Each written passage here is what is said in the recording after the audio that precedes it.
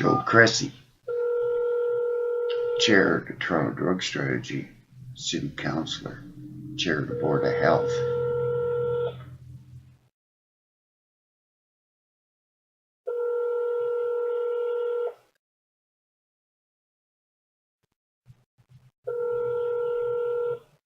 Councillor Joe Cressy's office, hello. Hello, this is Gary Thompson calling. Did Joe know about the coroner's inquest that was Brad Chapman about a drug overdose? And the jury's recommendation was not to deny rescue breathing from anyone? And the protocols for drug overdose still, a lot of places aren't teaching rescue breathing. We've made deputations down there to the Board of Health for years. I see. Okay. I did not know that.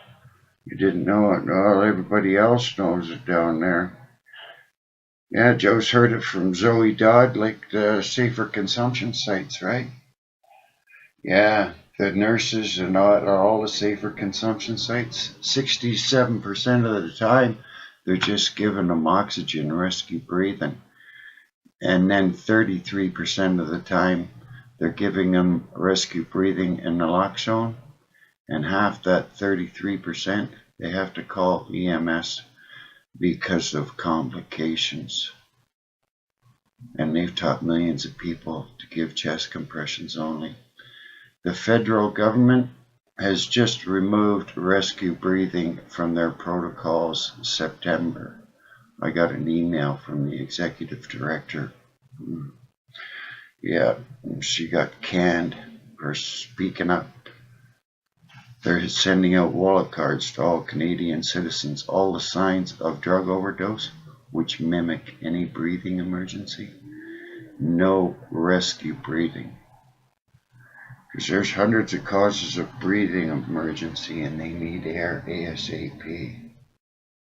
Anyway, you can look it all up on my Twitter, @GaryCPR. Joe Cressy was there with Barbara Yaffe when she was acting medical officer of health. They had a press conference. And Barbara Yaffe and Mayor John Tory said rescue breathing is the most important part. And John Tory says, these protocols are causing people to lose their lives quite literally. Because I know of all kinds of people, non-drug overdoses in the morgue that shouldn't be there. And it's just basic first aid knowledge. I knew it at 5 years old. If you've got a breathing emergency, give them air ASAP. That's why they're blue, lack of oxygen in their bloodstream. Anyway. Okay, I shall look at that. @GaryCPR. Just Google it up. It's right there. I pinned a video up with Dr. Peter Selby. Okay. Yeah, have a great day. Bye-bye. The paramedic service is actually very well prepared. They all have naloxone.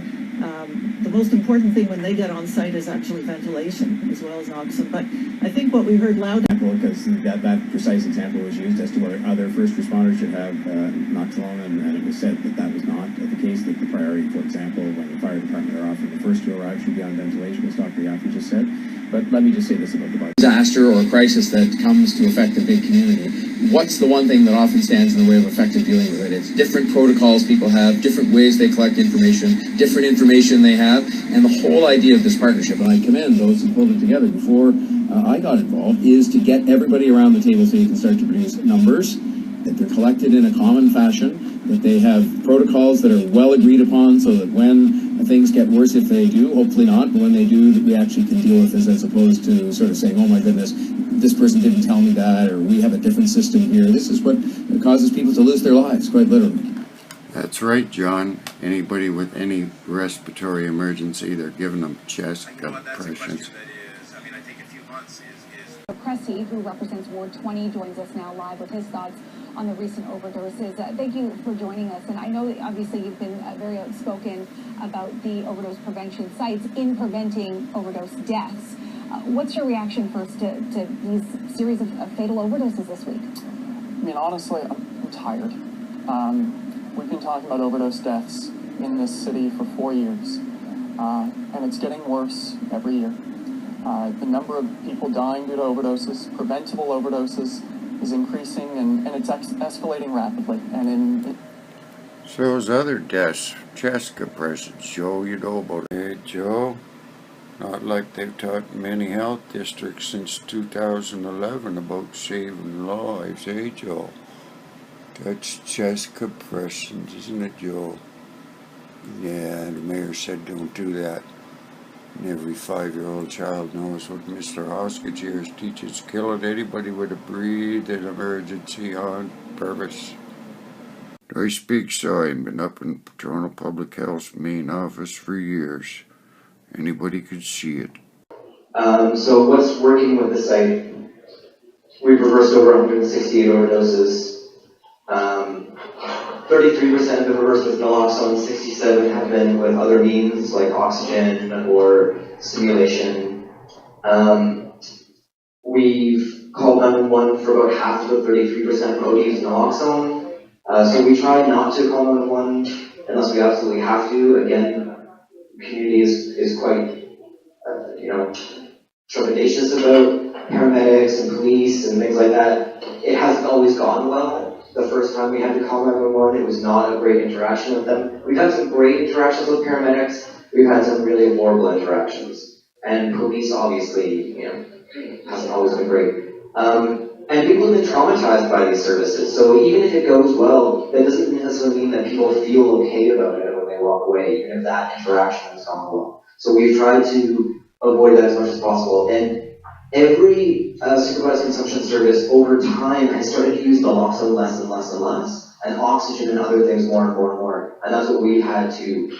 And so in the early days, we had to rely on naloxone more, and we found other ways of responding and keeping people safe. The other thing that we can't tell you is we can tell you how many overdoses have happened, but we can't tell you how many overdoses have been avoided. Because when people have a safe place to use and they can take their time, they can measure out their dose, you can start doing it and inject really slowly and wait for it to kick in. They'll be like, oh, I'm really high, I shouldn't do anymore, I'll take it out. Whereas when people are using it in a public bathroom, they're like, okay, I gotta just do this really quick. I gotta get this in me and get out. And this is what you're supposed to do for any of the hundreds of causes of breathing emergency. Give them air.